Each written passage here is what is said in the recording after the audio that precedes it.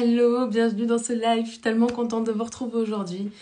C'est une journée aujourd'hui que j'adore, donc aujourd'hui c'est le jour de la Saint-Valentin et j'ai tellement, mon Dieu, mais j'ai tellement de choses à vous dire au sujet de la Saint-Valentin, au sujet du couple, etc. Je pense que j'aurais pu faire une série de vidéos. J'étais dans mon bain, je réfléchissais au live que j'allais faire avec vous et comment est-ce que je pouvais contribuer le mieux possible à ce que vous viviez cette journée de la manière la plus extraordinaire qui soit.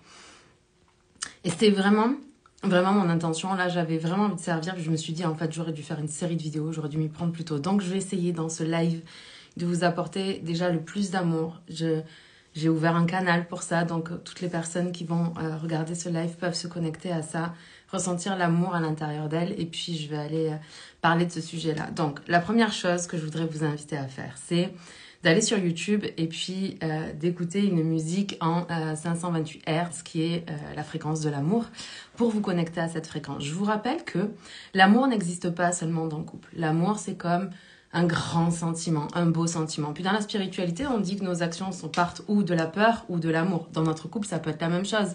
Est-ce que vous fêtez la Saint-Valentin parce que vous avez peur que votre conjoint vous quitte si vous ne fêtez pas la Saint-Valentin? Ou est-ce que vous profitez de cette fête pour aller célébrer votre amour? Et je vous invite à sortir du raisonnement de c'est ou ça, ou on a un amour spirituel, on ne fête pas la Saint-Valentin parce que c'est commercial, ou alors, du coup, on n'est pas spirituel, donc on fête la Saint-Valentin, puis on est des personnes soumises au capitalisme ou je sais pas quoi. Vous voyez le truc de où on est dans la peur, là. On est encore dans la séparation, on est encore dans la comparaison, dans le jugement. À la place, ce que j'aimerais vous inviter à faire, c'est penser en termes de « et ». Réunir, réunifier. Et nous sommes un couple spirituel et nous avons des pratiques qui sont spirituelles et qui nous permettent d'aller connecter avec les plus hauts royaumes au sein de notre couple. Et en même temps, on fête la Saint-Valentin parce que c'est extraordinaire. C'est extraordinaire d'avoir une date qui est dédiée à l'amour. Enfin, moi, je trouve ça extraordinaire. Franchement, on vit dans un monde qui est pas toujours positif, qui est loin d'être régi par l'amour. En fait, même vous regardez juste les médias, la seule chose qu'ils activent chez nous, c'est plus de peur, de la peur pour l'avenir, de la peur pour nos enfants, de la peur par rapport au travail, de la peur par rapport à la retraite, de la peur, constamment de la peur. La raison pour laquelle les journalistes font ça, c'est parce que dans le cerveau, on a quelque chose qui s'appelle le biais cognitif de négativité. Et le biais cognitif de négativité, c'est un des mécanismes de survie qui fait qu'on a plus facilement tendance à repérer le négatif que le positif dans notre vie pour s'en protéger, pour rester en vie. Le truc, c'est que ce biais-là, définitivement, c'est pas celui qui va vous permettre d'être heureux dans votre vie, d'être heureux dans votre vie si vous êtes célibataire, d'être heureux dans votre vie si vous êtes en couple, d'être heureux tout court dans votre vie. Pour être vraiment heureux, il va falloir sortir du pilotage automatique, du biais cognitif de négativité pour entrer dans un contrôle intentionnel, un pilotage intentionnel de votre vie, centré et axé sur l'amour. Pardon, je vais éternuer encore.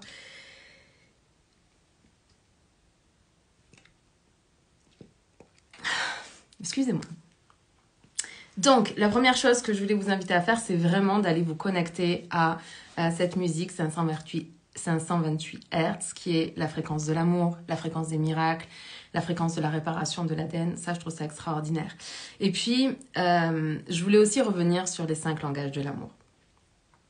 Je sais, certaines personnes parmi vous pensent que la Saint-Valentin, c'est commercial et qu'on ne devrait pas offrir des fleurs ou des cadeaux aux personnes que l'on aime. Et je voudrais juste vous rappeler que Gary Chapman a établi qu'il y avait 5 façons différentes, hello Chétan, bienvenue dans ce live, il y avait 5 façons différentes d'exprimer son amour à l'autre. Et que très souvent, nous avons tendance à montrer à l'autre que nous l'aimons depuis notre propre point de vue, c'est-à-dire de nos propres besoins à nous. Donc par exemple, si je suis une personne qui ressent l'amour, donc les 5 langages de l'amour, c'est les moments de qualité partagés, les mots d'amour échangés, les mots d'encouragement, c'est les services rendus, c'est les cadeaux et c'est le toucher. Le fait de se prendre dans les bras, de se faire des câlins, de se tenir la main, toutes ces choses comme ça. Si votre langage de l'amour, c'est les moments de qualité mais que le langage partagé, mais que le langage de l'amour de votre conjoint, c'est les cadeaux, en fait, pour lui montrer que vous l'aimez, vous n'allez pas communiquer depuis votre mode à vous, mais depuis le mode de l'autre personne. Donc si votre compagnon, il se sent aimé quand il reçoit des cadeaux, alors faites un cadeau. Si votre compagnon, il se sent aimé quand il a des mots d'amour, écrivez-lui un mot d'amour. Si vous lui faites un cadeau, ça aura moins d'impact pour elle, pour lui. Donc, la Saint-Valentin et ce côté où on se fait des cadeaux, des choses comme ça, oui, ça peut fonctionner. Je Je comprends pas pourquoi on ne pourrait pas faire et ça, et ça, et ça, et ça. Parce qu'en fait, l'idéal, ça serait et de partager un moment de qualité aujourd'hui, vraiment intentionnellement, d'être juste tous les deux, même juste 1 heure, et puis d'aller connecter avec l'amour que l'on ressent l'un pour l'autre et d'être dans le pilotage intentionnel, de vraiment se connecter à l'autre. Là, notre vie, on est tous en pilotage automatique, il faut arrêter de se mentir. On est tous en train de faire nos trucs à droite et à gauche, puis très souvent, le couple, c'est pas dans nos priorités, même si c'est dans nos priorités. Factuellement, dans les faits, on fait toujours très souvent passer notre conjoint en dernier, après les enfants, après le travail, après toutes ces choses-là, alors qu'on devrait vraiment le faire passer en premier, puisque c'est le socle sur lequel repose notre vie de famille, sur lequel repose notre bonheur. Je vous rappelle qu'en tant qu'être humain, on est des êtres sociaux et du coup, on vit très mal la solitude. Et c'est pas grave de traverser des phases de solitude. J'ai été célibataire pendant très longtemps. Le truc, c'était que quand j'étais célibataire, la Saint-Valentin, j'étais pas en train de fuir la Saint-Valentin.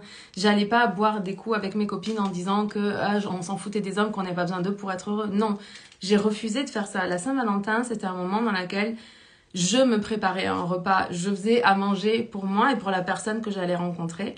Et puis, je préparais une belle table, et puis je me faisais belle, et puis je lui écrivais, je lui disais à quel point je l'aimais, à quel point c'était un homme extraordinaire, à quel point j'avais tellement hâte de le rencontrer. Et puis, ça m'émeut de vous raconter ça, parce que c'est quand même très intime, là. Mais je faisais vraiment ces choses-là. J'allumais une chandelle. Vraiment, je célébrais cet amour qui était en chemin pour moi. Et ce que je veux vous dire à propos de ça, c'est que si vous êtes célibataire, le grand amour de votre vie, ou la personne avec qui vous allez vivre la plus extraordinaire des expériences d'amour dans ce monde, elle est déjà là, elle existe déjà, elle va pas naître demain, elle va pas... Je sais pas, elle est déjà sur cette terre. Alors peut-être que cette personne, vous l'avez pas encore rencontrée, c'était mon cas pendant très longtemps. Mais cette personne, elle est déjà là. Et cette personne, elle a peut-être un travail à faire, peut-être pour se libérer de certaines mauvaises habitudes, peut-être pour se libérer de certaines addictions, peut-être pour prendre conscience que le couple dans lequel elle est n'est pas le couple qui lui permet de s'épanouir. Et il n'y a pas à juger ça. C'est pas grave, d'accord ? Et puis ça veut pas dire non plus que vous allez comme rompre un couple, c'est juste que vous écrivez une lettre à l'attention de cette personne que vous ne connaissez pas encore, dont vous ne savez pas qui elle est. Et puis alors je vous invite vraiment à ne pas mettre de visage si vous êtes dans une relation comme un peu toxique, dans une relation de flamme jumelle où c'est compliqué, dans ce genre de relation-là, je vous déconseille, mais alors vraiment de tout mon cœur, de toute mon âme, de toutes mes forces, de visualiser le visage de cette personne quand vous faites cette pratique-là. Parce que la vérité, c'est que vous ne savez pas avec qui vous allez vivre la plus extraordinaire des relations. Et très souvent, en fait, quand on visualise quelqu'un, c'est...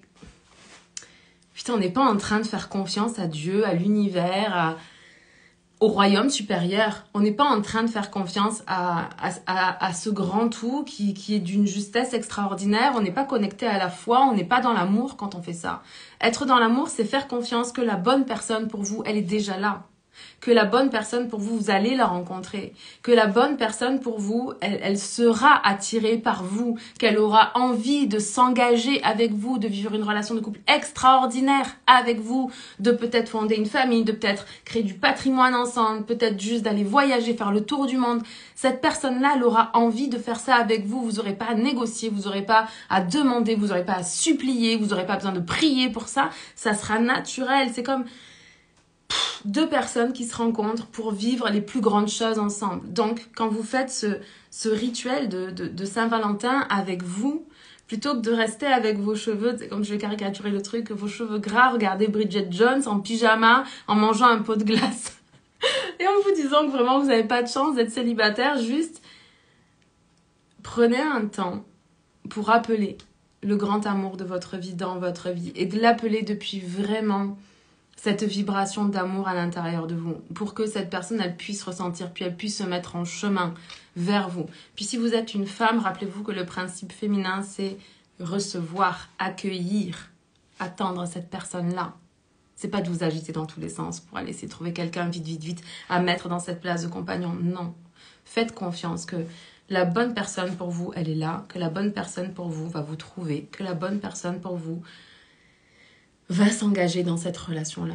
Faites confiance que c'est déjà là, que c'est déjà prêt pour vous et que la seule raison pour laquelle vous ne l'avez peut-être pas rencontré, c'est soit que c'était pas le bon moment, soit que vous n'étiez pas prête, soit potentiellement que vous avez une image de ce que devrait être le grand amour de votre vie. Et puis vous passez complètement à côté du grand amour de votre vie parce que vous raisonnez depuis votre ego et pas depuis votre cœur. Et ne vous jugez pas avec ça, c'est ok. Puis essayez de définir pour vous quel est votre langage de l'amour. Est-ce que vous vous sentez aimé quand vous passez du temps de qualité avec les gens ? Est-ce que vous vous sentez aimé avec les gens, vos amis, votre famille, votre conjoint ? On peut ne pas avoir le même langage de l'amour avec son conjoint ou avec sa famille, par exemple. Mais vraiment, qu'est-ce qui vous nourrit, vous ? Est-ce que c'est quand votre partenaire vous dit « Je t'aime, je crois en toi, tu vas réussir, tu es tellement extraordinaire et exceptionnel, puis je suis tellement fière et heureux d'être avec toi ». Est-ce que c'est ça qui fait que vous vous sentez profondément aimé ? Est-ce que c'est le fait d'avoir des moments de qualité partagés, des moments où vous posez votre téléphone, vous le mettez dans une autre pièce, puis vous allez vivre un moment avec l'homme que vous aimez, vous allez parler de vos émotions, de vos sentiments, de vos projets, de vos besoins, puis lui, il va apprendre à communiquer toutes ces choses-là avec vous. Puis, est-ce que vous, ce qui vous touche, c'est quand on vous fait un cadeau ? Est-ce que vous vous sentez aimé quand les gens vous font des cadeaux ? Moi, j'ai une de mes amies que j'adore vraiment. Puis elle, son langage de l'amour, c'est les cadeaux. Et je sais qu'à chaque fois qu'elle me fait un cadeau, c'est pour me dire merci, pour me montrer qu'elle m'aime, pour montrer que notre amitié est importante pour elle. Puis moi, je sais que si je veux lui faire plaisir, ce qui va lui faire plaisir, c'est que je lui fasse un cadeau. Pour moi, ce qui est important avec mes amis, c'est de passer du temps de qualité là. C'est vraiment de pouvoir se confier, de pouvoir créer, d'être dans la confiance, dans la sororité, de partager des moments extraordinaires. Puis pour moi, c'est ce qui est vraiment important. Mais si j'aime mon amie, alors je lui fais le cadeau qui, elle, va faire qu'elle va se sentir aimée dans cette relation-là. Puis est-ce que vous êtes plutôt à rendre service ? Ou votre partenaire peut-être. En fait, peut-être que vous aimeriez que votre partenaire vous dise plus souvent « je t'aime ». Et puis la vérité, c'est qu'en fait, il passe son temps à vous dire « je t'aime » parce qu'il passe son temps à vous rendre service. Mais vous ne le voyez pas parce que vous n'avez juste pas le même langage de l'amour. Donc c'est très important de découvrir quel est notre langage de l'amour. Puis de communiquer à l'autre selon son langage à lui. Parce que tant que vous allez communiquer dans votre langage à vous, puis que lui va continuer à communiquer dans son langage à lui, vous allez avoir l'impression que vous vous aimez pas alors que vous vous aimez. Que vous êtes constamment en train de vous dire je t'aime par des milliers de façons différentes, mais comme c'est pas sur le même canal, ben ni l'un ni l'autre ne se sent aimé. Et puis si on arrive à découvrir quel est le canal de l'amour de notre partenaire, puis qu'on lui donne ce truc-là et qu'on lui explique que nous, on reçoit l'amour de cette manière-là, eh ben du coup, on va pouvoir communiquer, puis on va se sentir aimé dans cette relation-là. Puis si votre langage de l'amour, c'est... Voyons, qu'est-ce que j'ai oublié ? Les mots positifs. Ah, le toucher. Le fait de faire des câlins, d'avoir du temps de qualité pendant lequel on se touche, on se câline, on se caresse, on se met dans les bras l'un de l'autre, on se love l'un contre l'autre, on dort en cuillère dans le lit, peu importe en fait quelles sont vos manières de communiquer. Vraiment, comme utilisez le langage de votre partenaire, puis découvrez votre propre langage, puis utilisez-le. Et puis, pour cette journée de la Saint-Valentin, parce que je vais devoir vous laisser, je vais aller retrouver mon chéri, ce que j'aimerais vous inviter aussi à faire, c'est d'aller sur le compte de mon amie astrologue Oana Madrona. Vous pouvez regarder dans mes amis, vous la trouverez facilement. Sinon, vous tapez, je crois que c'est astrologue.oana Madrona, quelque chose comme ça. Elle a créé pour son couple il y a 3 ans. Comment on appelle 1 heure, elle appelait ça 1 heure pour nous, 1 heure pour le couple. Et c'est que des petites choses qui sont là en fait pour souder le couple. Donc là, je les ai imprimées, je vais vous les montrer. Bon, je les ai pas encore découpées, mais là, on a les petits bons et puis on a les prières ici, là. Donc, je vous invite à aller voir ça, puis à lui demander de vous partager ça.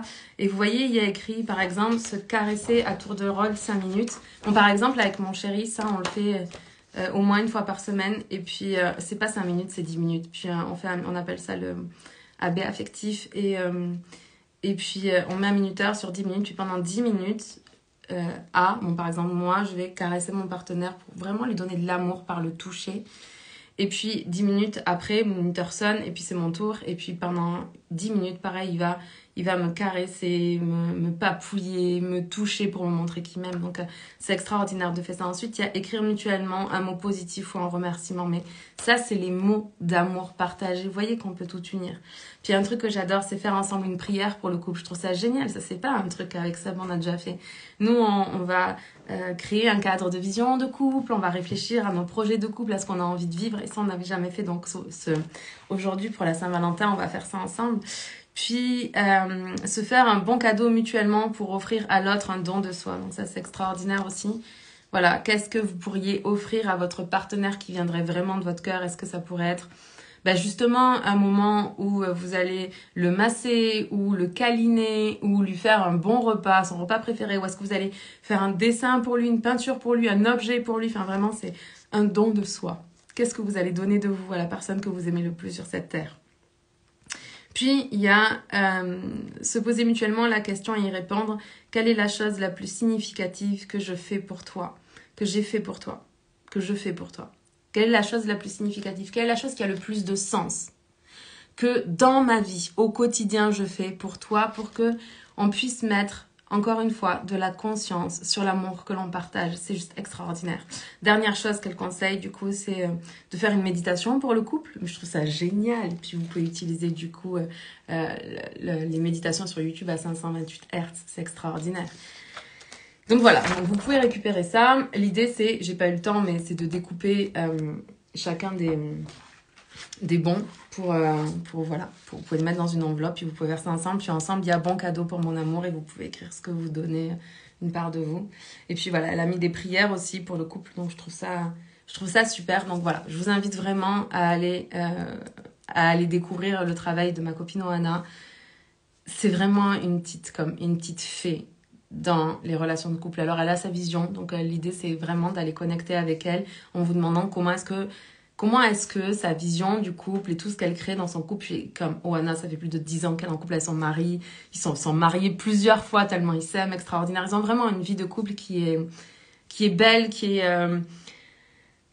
est sincère, qui est profonde, qui est en dehors des cadres. Vraiment, ils ont créé leurs propres normes à eux. Et c'est pour ça que vraiment, c'est quelqu'un que je recommande pour vous accompagner dans votre couple, à apprendre à communiquer mieux, à vous dire les choses, à vous prouver votre amour au quotidien, etc. Donc, voilà, c'était mon live pour aujourd'hui. Alors, j'ai bien conscience, les amis, que c'était un live comme complètement brouillon. Mais il y a tellement de choses que j'ai envie de vous dire à propos de la Saint-Valentin.